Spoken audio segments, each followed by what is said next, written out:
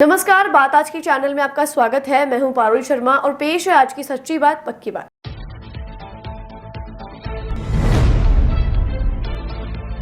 ब्यावर जिले के जवाजा क्षेत्र में पिंजरे में कैद हुआ नर पैंथर। मादा पैंथर के होने की भी जताई जा रही है आशंका।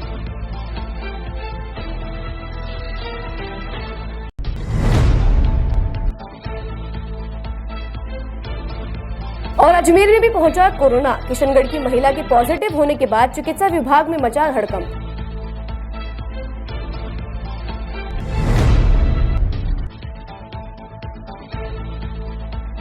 ख्वाजा साहब के सालाना उर्स को लेकर अजमेर में हुआ अलर्ट जारी। सुरक्षा एजेंसियों ने बारीकी से की जांच।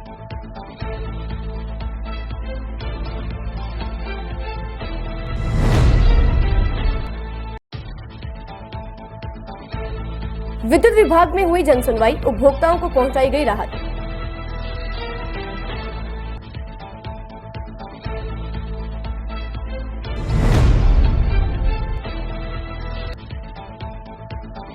देशवाली समाज ने अजमेर में किया सम्मान समारोह आयोजित। प्रतिभाशाली विद्यार्थियों को किया सम्मानित।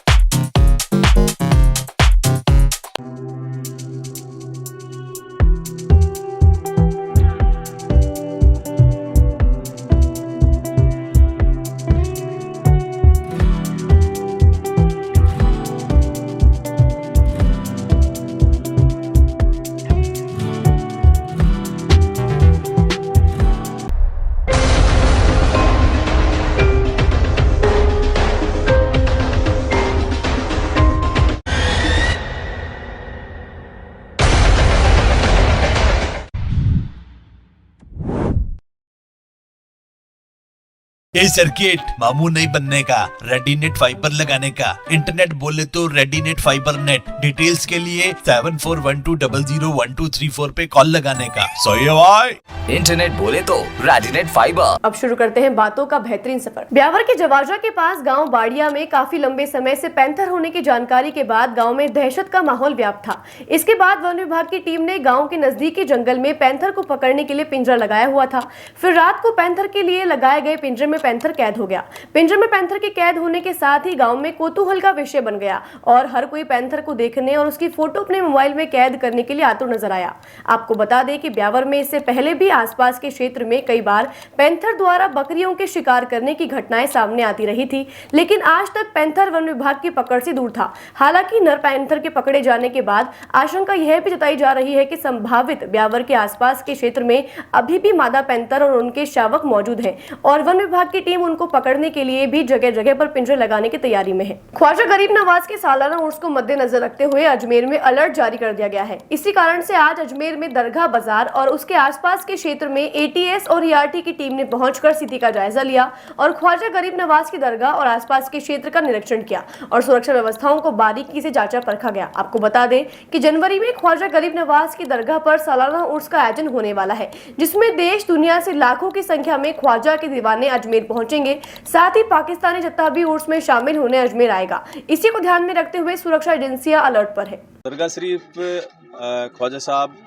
एटीएस के द्वारा जो संवेदनशील स्थान जो चिन्हित हैं उनमें से दरगाह ख्वाजा साहब भी है और इसी कारण से समय समय पर एटीएस टीम और क्यूआरटी टीम यहाँ ईआरटी टीम यहाँ का दौरा करती है, सुरक्षा व्यवस्थाओं का जायजा लेती है।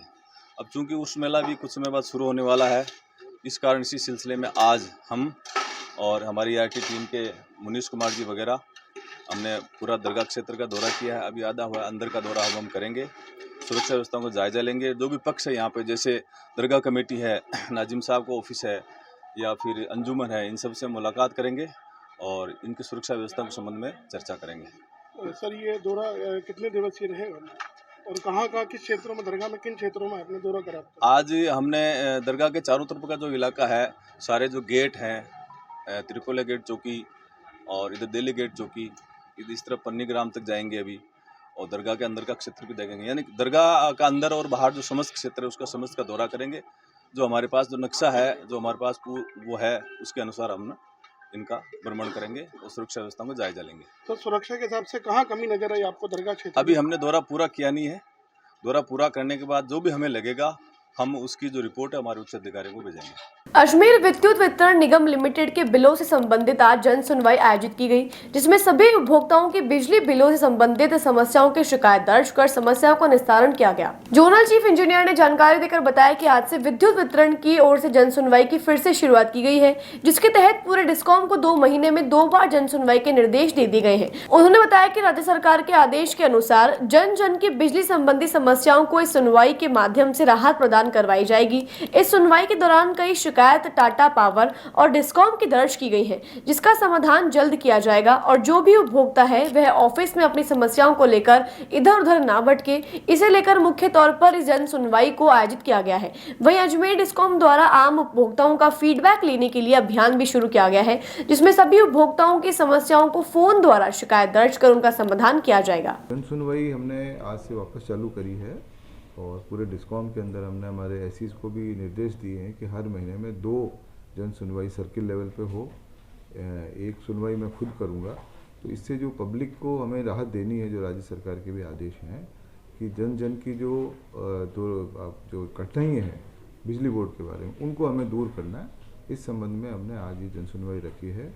इसमें कई केसेस टाटा पावर के आए हैं और कुछ केसेस हमारे डिस्कॉम के भी आए हैं, तो उनका हम नियमानुसार निस्तारण कर रहे हैं। हमारा ध्येय ये है कि हमारा कोई भी उपभोक्ता ऑफिस के अंदर भटके नहीं और उसकी शीघ्र नियमानुसार जन सुनवाई पूरी हो।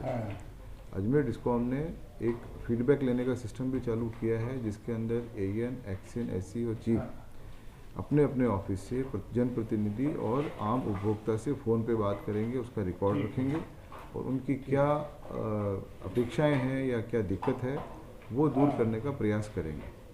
हमने जो दुर्घटनाएं आम देखी जाती है कि बिजली से दुर्घटना हुई है, इसके बारे में भी हमने एक बारकोड जो है वो उस पर बिल के पीछे छापने का निर्णय किया, जो कि अभी जनवरी से चालू हो जाएगा।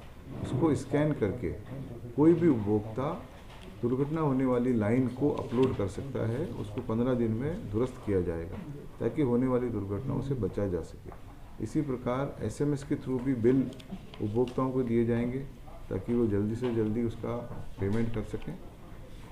एक हमने निर्णय किया है कि जितने एसआईपी, एमआईपी, एनडीएस कनेक्शंस हमारे डिस्कॉम में हैं, उन सब को हमने मंथली कर दिया है।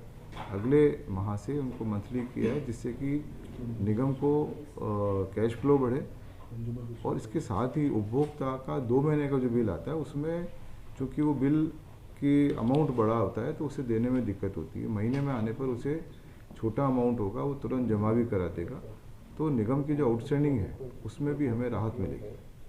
और कोई आदेश सरकार की ओर से कि अभी जो फ्री बिजली मिल रही है वो मिलती रहेगी वो वाली? नहीं, वो योजना तो पूरी चालू रहेगी। हमें ये निर्देश दिए हैं कि 6 घंटे कृषि उपभोक्ता पूरी बिना ट्रिपिंग के मिले, जिसको हम सुनिश्चित कर रहे हैं कि कहीं पे भी किसी प्रकार की ट्रिपिंग ना हो और किसानों को अभी जो सीजन चल रहा है इसमें 6 घंटे पूरी बिजली निर्बाध मिले। उसके लिए हमारी पूरी टीम लगी हुई है और सभी जगह जाके फीडबैक भी लिया जा रहा है। माननीय जो नए हमारे जो एमएलएज बने हैं उनसे भी हम लोग बात कर रहे हैं, उनका भी जो है फीडबैक हम ले रहे हैं, जहाँ कठिनाई आ रही है उनको दूर कर रहे हैं। अजमेर देशवाली समाज द्वारा प्रतिवर्ष समाज के प्रतिभावान बच्चों को सम्मानित करने के लिए सम्मान समारोह आयोजित करवाया जाता है, जिसमें कक्षा 10वीं और कक्षा 12वीं में उच्च अंक प्राप्त करने वाले समाज के सभी बच्चों को पुरस्कार देकर उनका हौसला बढ़ाया जाता है। रिटायर्ड एडीओ कमरुद्दीन साखला ने जानकारी देकर बताया कि देशवाली समाज द्वारा प्रतिवर्ष यह समारोह आयोजित करवाया जाता है, जिसमें समाज के सभी उच्च अंक प्राप्त करने वाले छात्र छात्राओं को ट्रॉफी और पुरस्कार देकर सम्मानित किया जाता है। वहीं खेलकूद और सर्विसेज के अंदर अपनी प्रतिभाओं में विजय हासिल करने वाले बच्चों को भी सम्मानित किया जाता है। आज हुए इस आयोजन के दौरान कक्षा 10वीं से 28 छात्र छात्राओं को, कक्षा 12वीं से 27 और ग्रेजुएशन में 29 छात्र छात्राओं को सम्मानित किया गया है। इसके अलावा अन्य 31 बच्चों को भी पुरस्कार देकर सम्मानित किया गया है। 27 दिसंबर को देशवाली एकता दिवस का आयोजन किया जाता है। इस दिन देशवाली समाज के जो भी प्रतिभावान छात्र छात्राएं हैं उन्हें सम्मानित किया जाता है। कक्षा 10 और 12 में जिन्होंने 80% से अधिक अंक प्राप्त किए हैं और ग्रेजुएशन में जिन्होंने 75% से अधिक अंक प्राप्त किए हैं, इसके अलावा जिन्होंने खेल कूद के अंदर और सर्विसेज के अंदर अपनी प्रतिभाओं का लोहा मनवाया है, उन सबको सम्मानित करने का आयोजन यहाँ पर किया जा रहा है। इसमें कक्षा 10 में 28 छात्र छात्राओं को सम्मानित किया गया, कक्षा 12 के अंदर 27 छात्र छात्राओं को सम्मानित किया गया और ग्रेजुएशन के अंदर 29 छात्र छात्राओं को सम्मानित किया गया। इसके अलावा नौकरी जिन्होंने नई सर्विसेज प्राप्त की है उनमें भी 31 बच्चों को सम्मानित किया जा रहा है। जो आयोजकों के द्वारा ये सम्मान में एक मोमेंटो दिया जा रहा है, एक मेडल दिया जा रहा है और इस प्रकार के आयोजन पूरे समाज के अंदर बहुत ज़रूरी है ताकि बच्चों को मोटिवेशन मिले और बच्चों का जो सम्मान समारोह हो रहा है उसके बाद में आगे जाके बच्चे क्या कर रहे हैं उनका भी एकदम मार्गदर्शन करना बहुत ज़रूरी है कि कौन से सब्जेक्ट का वो चयन करे, कहाँ पर वो ट्रेनिंग्स ले, कहाँ पर अपने कोचिंग क्लासेज अटेंड करें ताकि वो सही जगह पर पहुंच सके। न केवल सरकारी नौकरियां बल्कि प्राइवेट सेक्टर के अंदर भी काफ़ी स्कोप्स हैं, अपने खुद का व्यवसाय भी शुरू कर सकते हैं। परंपरागत अपने धंधे हैं उनमें भी अपना जो आजीवन है या अपनी लोहा मनवा सकते हैं। इन सब के मार्गदर्शन के लिए यहाँ पर मोटिवेशन के लिए सम्मान समारोह आयोजित किया जा रहा है। कौन कौन मुख्य अतिथि कौन थे? मुख्य अतिथि भाई खादी रईस साहब हैं जिन्होंने अभी आरपीएससी के अंदर फर्स्ट पोजीशन के अंदर किया है। उसके अलावा कमरुद्दीन सांखला रिटायर्ड एडीओ थे और शौकत अली जी अभी वर्तमान में एडीओ हैं और अपने उनका क्या नाम है एग्रीकल्चर सद्दीक साहब रिटायर्ड एग्रीकल्चर ऑफिसर्स हैं और वकील साहब हैं शाहबुद्दीन जी, ये यहाँ पर अतिथि के रूप में आए। शाहपुरा जिले के बनेड़ा तहसील के खातनखेड़ी में पुलिस ने कार्यवाही करते हुए अवैध कोयले के भट्टों पर बुलडोजर चलाया। बताया जा रहा है कि कई समय से अवैध रूप से ईंट के भट्टे चल रहे थे। मौके पर पुलिस, जाब्ता व प्रशासनिक अधिकारी मौजूद रहे और आगे की कार्यवाही शुरू कर दी गई है। बातों को देते हैं एक छोटा सा विराम, जल्द ही मिलते हैं एक नए सफर पर।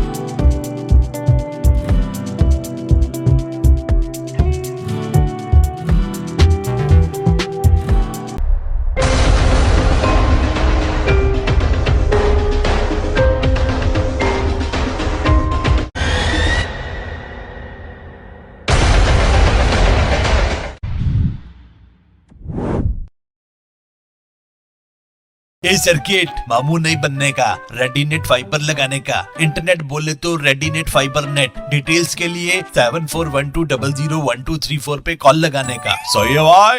इंटरनेट बोले तो रेडीनेट फाइबर। एक बार फिर आपका स्वागत है। आइए चलते हैं एक नए सफर पर। पुलिस मुख्यालय के निर्देशानुसार अजमेर रेंज मुख्यालय पर कांस्टेबल फिजिकल भर्ती परीक्षा शुरू की गई है। इस परीक्षा में सभी रिक्त पदों पर 15 अभ्यर्थियों को परीक्षा के लिए सूचित किया गया है। आज होने वाले फिजिकल परीक्षा में भीलवाड़ा के अभ्यर्थियों को शामिल किया गया है, जिसमें बोर्ड चेयरमैन आईजी लता मनोज कुमार रहेंगी। वहीं 2 अन्य अधिकारी द्वारा दौड़ और फिजिकल परीक्षा नियमानुसार करवाई जाएगी। आपको बता दें कि 4 दिन चलने वाली परीक्षा में हर दिन अलग अलग जिलों के अभ्यर्थियों को शामिल किया जाएगा।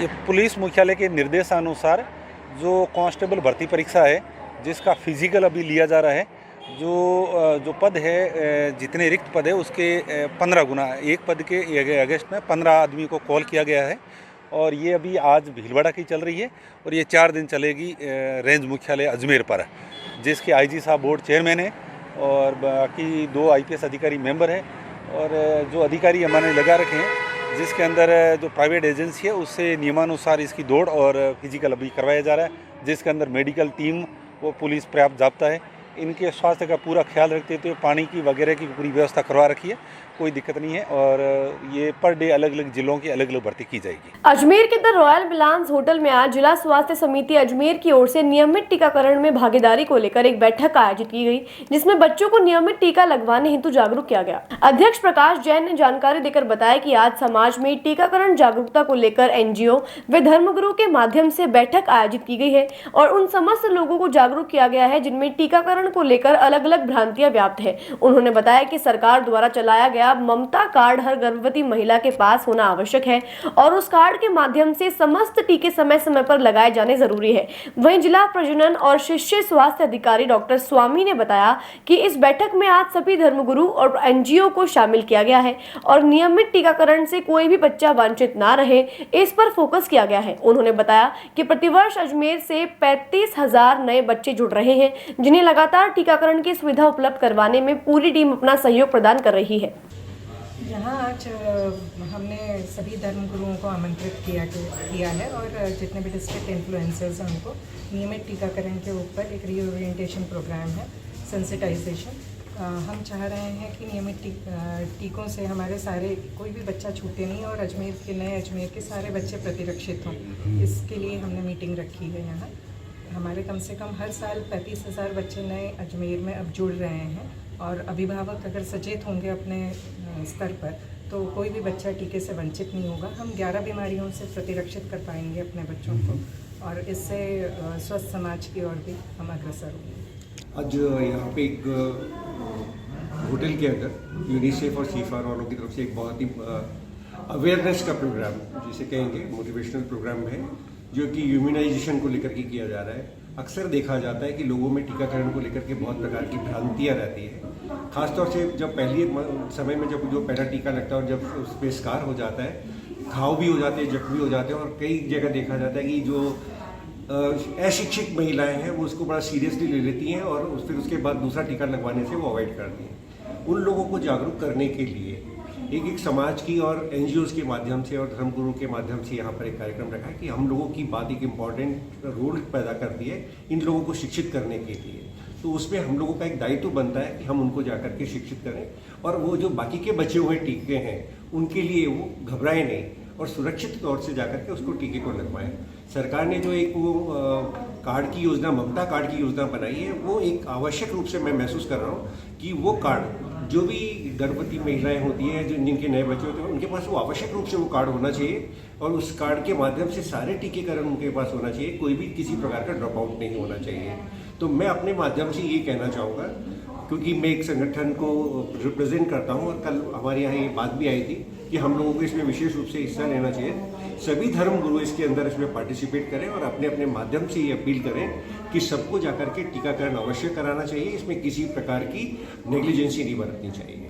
शाहपुरा विधायक द्वारा SDM के साथ अभद्र भाषा का प्रयोग करने को लेकर नामदेव विठल मंदिर एवं पंचायत भवन छिपान ट्रस्ट द्वारा मुख्यमंत्री के नाम आज जिला कलेक्टर को ज्ञापन सौंप दिया गया है और शाहपुरा विधायक लालाराम बैरवा के खिलाफ उचित कार्यवाही करने की मांग की गई है।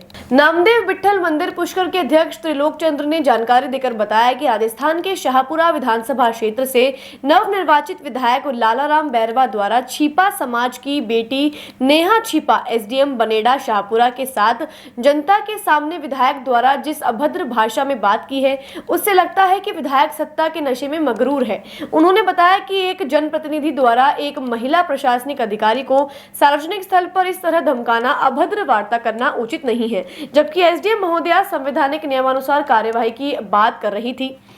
इसके बावजूद इस तरह की धमकी देना उचित नहीं है। इस संपूर्ण मामले को देखते हुए ज्ञापन के जरिए मुख्यमंत्री से अनुरोध किया गया है और कहा गया है कि वह इस विषय का संज्ञान ले और विधायक के साथ उचित कार्यवाही कर मार्गदर्शन दे और विधायक सार्वजनिक रूप से SDM से माफी मांगे ताकि भविष्य में इस प्रकार की घटना की पुनरावृत्ति न हो।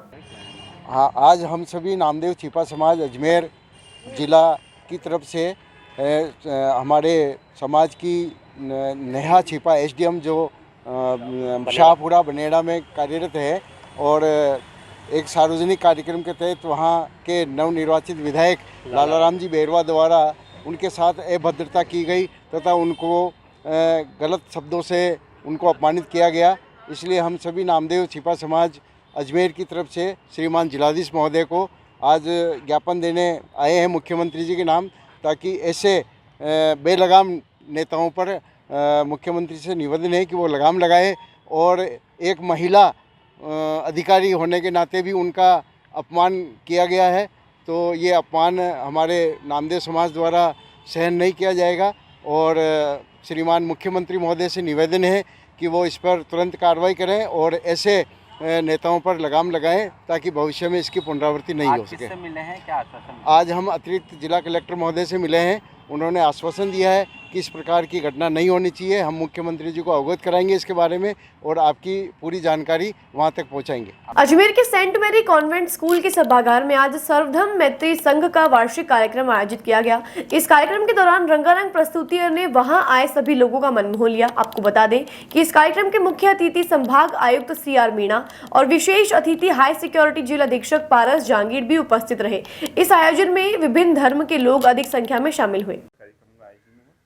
सर्वधर्म मैत्री संघ का वार्षिक कार्यक्रम प्रतिवर्ष सेंट मैरीज कॉन्वेंट स्कूल के सभागार में आयोजित किया जाता है।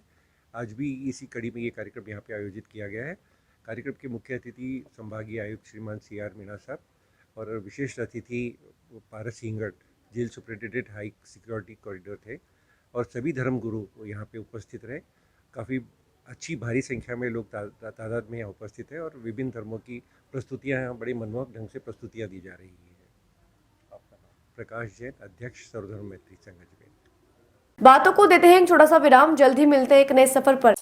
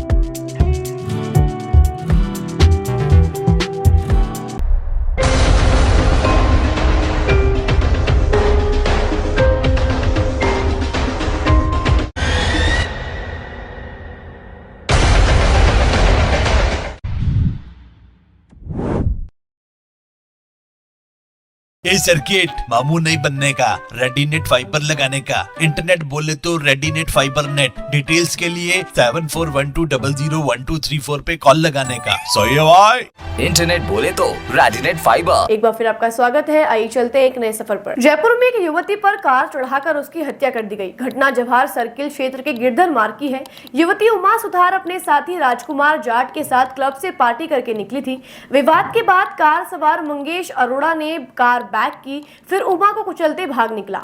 उमा ने मौके पर दम तोड़ दिया, जबकि राजकुमार गंभीर रूप से घायल हो गया। पूरी वारदात CCTV कैमरे में कैद हो गई, जिसका फुटेज वायरल हो रहा है। अजमेर के सदगुरु इंटरनेशनल स्कूल ने आज मस्ती की पाठशाला कार्यक्रम का आयोजन किया। इस आयोजन का मुख्य उद्देश्य बच्चों को एक्टिव और स्मार्ट बनाना है, जिसमें कुछ गेम्स और ब्रेन एक्टिविटी भी करवाई जाती है, जिससे सभी बच्चे सर्दी के मौसम में भी एक्टिव और तंदुरुस्त रह सकें। स्कूल डायरेक्टर ख्याति शर्मा ने जानकारी देकर बताया कि 24 दिसंबर को नसीराबाद में भी इसका आयोजन किया गया था और इस आयोजन में लगभग 300 बच्चों ने हिस्सा लिया था, जिसकी उम्मीद नहीं थी। उन्होंने बताया कि अजमेर में अलग अलग जगह मस्ती की पाठशाला आयोजित करवाई जाती है, जिसमें सभी बच्चे शामिल होकर भरपूर आनंद लेते हैं। सदगुरु इंटरनेशनल स्कूल से मस्ती की पाठशाला का आयोजन किया जा रहा है। ये हमारा तीसरा सेशन है मस्ती की पाठशाला का और हम ये मस्ती की पाठशाला ये दिसंबर और जनवरी के मंथ में कराते हैं।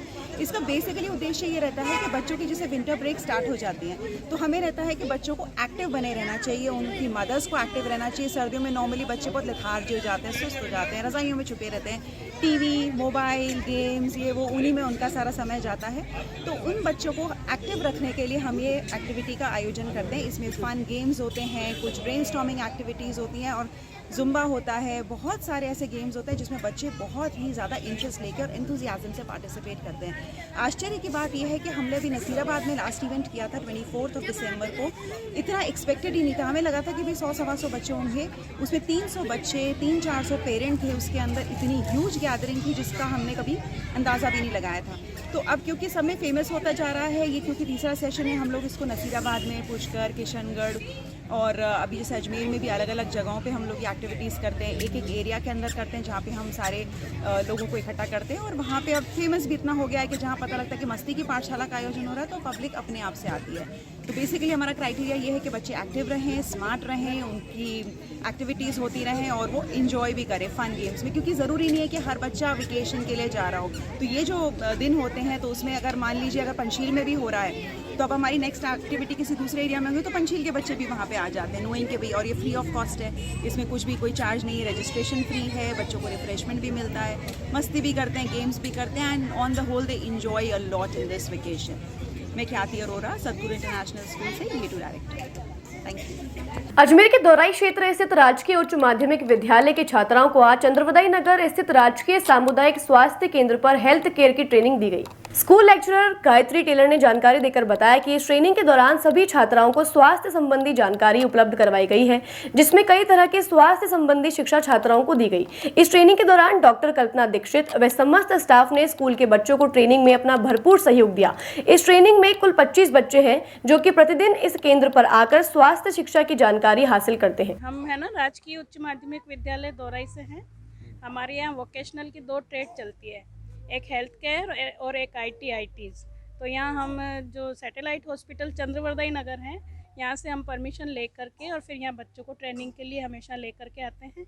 उसमें बच्चे सब चीज़ें सीखते हैं, जैसे क्यू कैसे बनानी है, लिस्ट कैसे बनानी है, नाम कैसे लिखना है, पंजीकरण कैसे करना है सभी का, और इंजेक्शन वगैरह के बारे में सिखाया है बच्चों को। BP लेना सीख रहे हैं बच्चे, शुगर के बारे में सीख रहे हैं, ड्रेसिंग किस तरीके से होती है और क्या क्या अपने को सावधानियां रखनी चाहिए, बीमारी से कैसे बचना है, इस तरीके की सारी बातें बच्चों को सीखने को मिल रही हैं। यहाँ के स्टाफ बहुत कोऑपरेटिव है, बच्चों को बहुत अच्छे से सिखा रहे हैं और मैडम डॉक्टर कल्पना दीक्षित मैडम ने हमारा खूब सहयोग किया है। अच्छा, कितने बच्चे आए? 25 बच्चे हैं सर हमारे यहाँ हेल्थ केयर में और सभी बच्चे डेली आ रहे हैं। विकसित भारत संकल्प शहरी अभियान पीएम नरेंद्र मोदी के द्वारा लाभार्थियों से संवाद कार्यक्रम को आमजन के लिए LCD टीवी पर देखने की व्यवस्था पुष्कर नगर पालिका कार्यालय में की गई, जिसमें पुष्कर नगर पालिका चेयरमैन शिवस्वरूप महर्षि, विष्णु सेन, मुकेश कुमावत, भाजपा नेता अरुण वैष्णव, कमल रामावत, धर्मेंद्र नागोरा, पुष्कर नगर पालिका के सहायक अभियंता विष्णु कुमार, JN दिनेश मीना, रामनिवास मीना, राजस्व अधिकारी सौरभ गर्ग, सफाई निरीक्षक लोकेंद्र सिंह समेत कई लोग मौजूद रहे। आज विकसित भारत संकल्प यात्रा के तहत एक लाइव टेलीकास्ट माननीय प्रधानमंत्री महोदय द्वारा जो लाभार्थियों से वार्तालाप किया गया, संवाद कार्यक्रम था, उसका सीधा प्रसारण किया गया पालिका में और इसमें माननीय चेयरमैन साहब और पार्षदगण और स्थानीय नागरिक भी उपस्थित थे, सभी कर्मचारी वगैरह सारे उपस्थित थे। आज भारत सरकार की जो विकसित संकल्प यात्रा पूरे देश में गांव शहर ढाणी में जो घूम रही है, मोदी जी ने लाइव जुड़कर देश के लोगों से बात की, विकसित भारत संकल्प यात्रा के उपयोगिता के बारे में बात की और भारत सरकार की जो योजनाओं से आम जन को जो फ़ायदा हो रहा है, उनके जीवन में जो बदलाव आ रहा है, उसके बारे में विस्तार से चर्चा की गई। और हम सब ने आज नगर पालिका कार्यालय में चेयरमैन साहब के नेतृत्व में बैठकर पूरी ध्यान लगाकर तसल्ली से इस कार्यक्रम को देखा और आम जन को इसका ज़्यादा से ज़्यादा फ़ायदा लेने के लिए हम आम जन से अपील कर रहे हैं। इसमें कौन कौन भाग लिए, कौन कौन? इसमें चेयरमैन साहब, सभी पार्षद व कर्मचारी व आम जनता सभी आमंत्रित थे। नगर पालिका पुष्कर में कार्यक्रम आज के लिए बस इतना ही। कल फिर होगी आपसे मुलाकात, तब तक के लिए दीजिए इजाजत। नमस्कार।